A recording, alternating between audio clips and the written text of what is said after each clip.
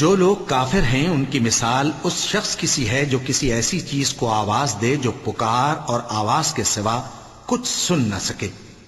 یہ بہرے ہیں، گونگے ہیں، اندھے ہیں کہ کچھ سمجھ ہی نہیں سکتے۔ اے اہل ایمان، جو پاکیزہ چیزیں ہم نے تم کو عطا فرمائی ہیں ان کو کھاؤ، اور اگر اللہ ہی کے بندے ہو تو اس کی نعمتوں کا شکر بھی ادا کرو۔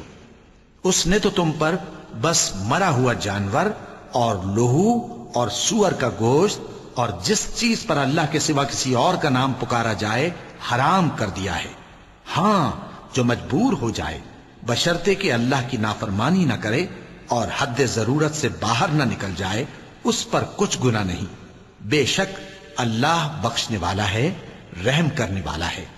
جو لوگ اللہ کی کتاب سے ان آیتوں اور ہدایتوں کو جو اس نے نازل فرمائی ہیں چھپاتے اور ان کے بدلے تھوڑی سی قیمت یعنی دنیاوی منفعت حاصل کرتے ہیں، وہ اپنے پیٹوں میں محض آگ بھرتے ہیں۔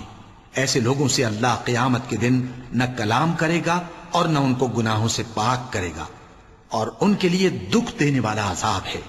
یہ وہ لوگ ہیں جنہوں نے ہدایت چھوڑ کر گمراہی اور بخشش چھوڑ کر عذاب خرید لیا۔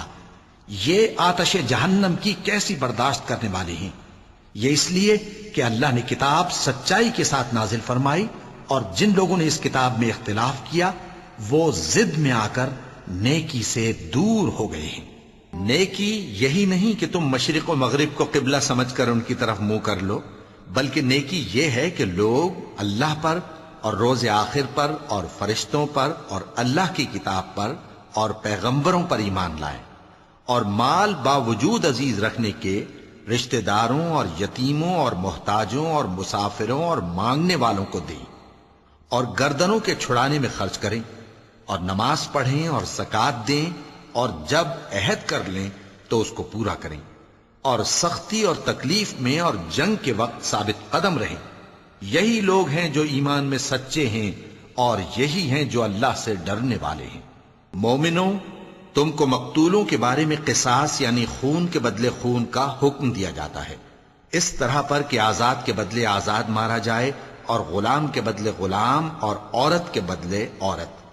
اور اگر قاتل کو اس کے مقتول بھائی کے قصاص میں سے کچھ معاف کر دیا جائے تو وارث مقتول کو پسندیدہ طریق سے قرارداد کی پیروی یعنی مطالبہ خون بہا کرنا اور قاتل کو خوشخوئی کے ساتھ ادا کرنا چاہیے۔ یہ تمہارے پروردگار کی طرف سے تمہارے لیے آسانی اور مہربانی ہے۔ اب جو اس کے بعد زیادتی کرے اس کے لیے دکھ کا